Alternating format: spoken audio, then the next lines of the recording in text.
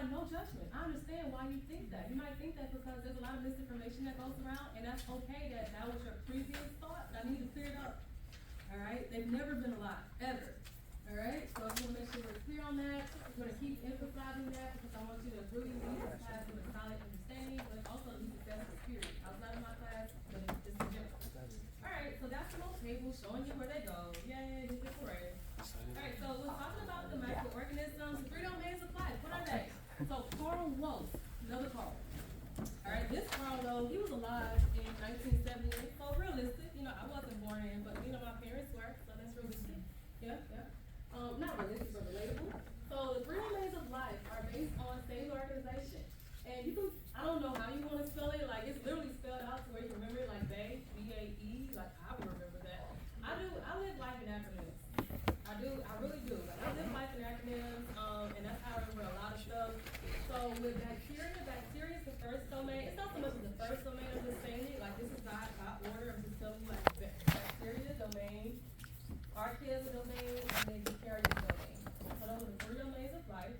We're gonna talk about that genetic relationship in just a moment. Well, not genetic, but we'll talk about the relationship of those guys at some point to show you how they have evolved over time. But when talking about the eukarya, these guys have 4 distinctive kingdoms. So you guys remember that back in school where you have like the domain, kingdom, phylum, class, order, family, genus, species? Whoa, you don't? Okay, so let's hit that real quick. So I want you guys to make sure you know that shall come up quite a bit. Alright, so make sure you're familiar with that because it's gonna come up later. And when I was in school, it was like King Philip came over for gender snaps. Did y'all hear that? No. Too old. Okay. So, domain, kingdom, phylum, class, order, family,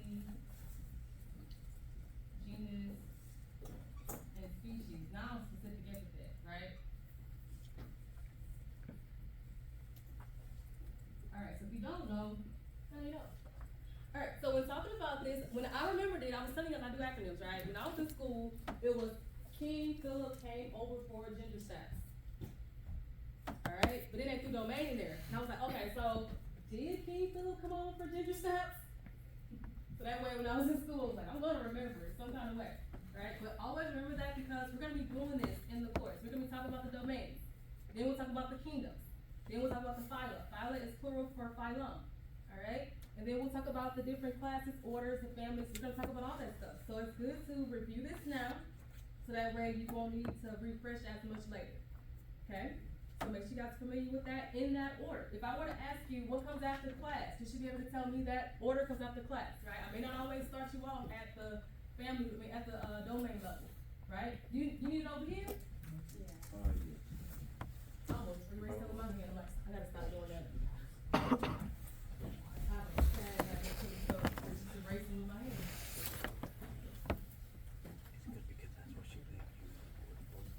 Alright, so I'll write it from the top and you couldn't see it from back. This green okay? Cause if you're green colorblind, you can't see that. No, I'm serious. I had somebody last semester that didn't tell me it was colorblind until like the end. I'm like, okay, no complaints. Alright.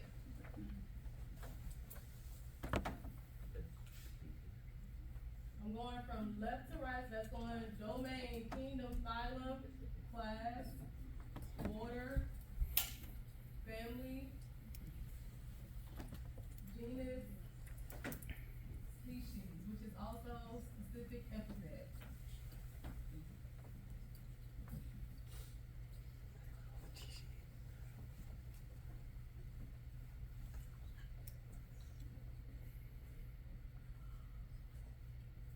Make sense?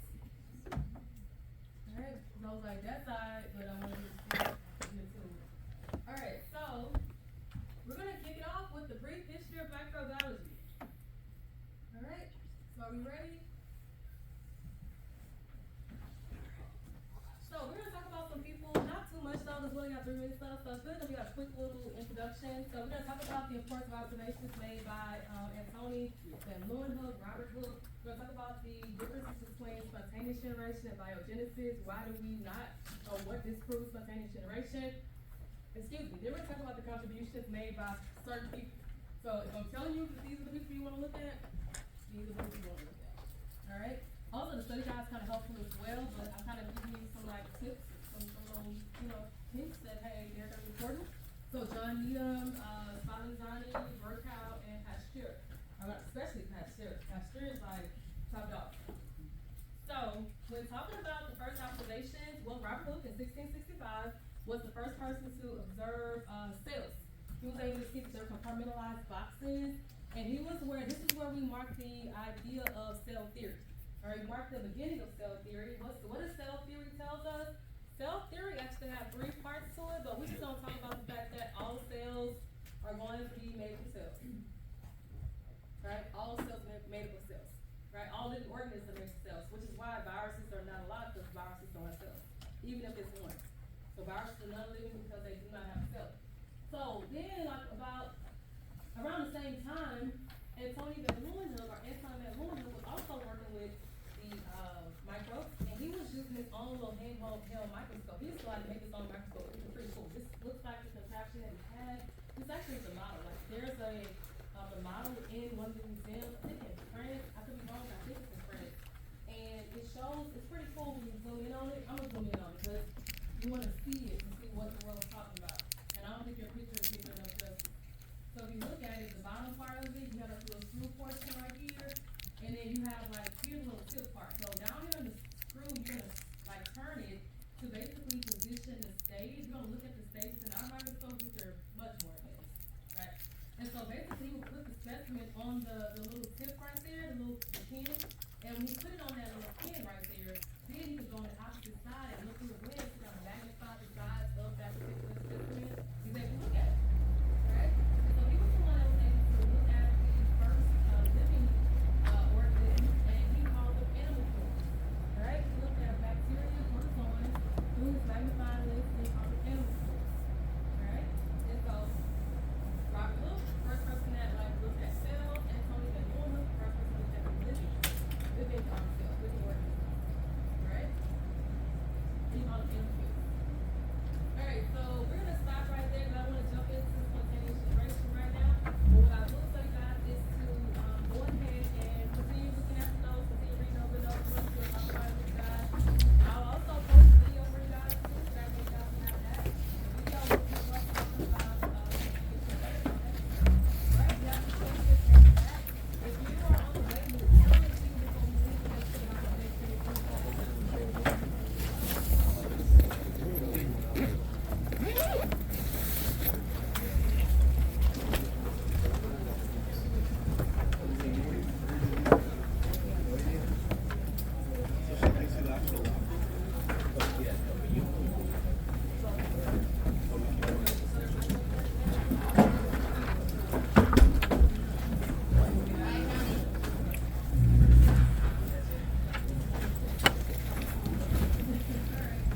leave, make sure you have make sure you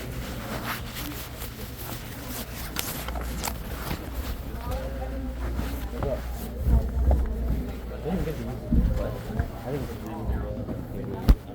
Everything was fine. It looks good. It looks good.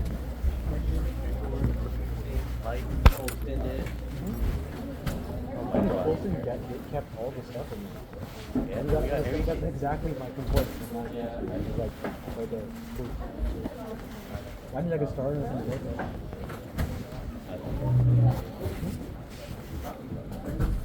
You're gonna go right? Is there like a Target nearby here or Walmart? We need to buy a binder. There's a tape for it over there. Wait, when you get back to civilization? Yeah, it's like Like, he go right there. I'll see you around.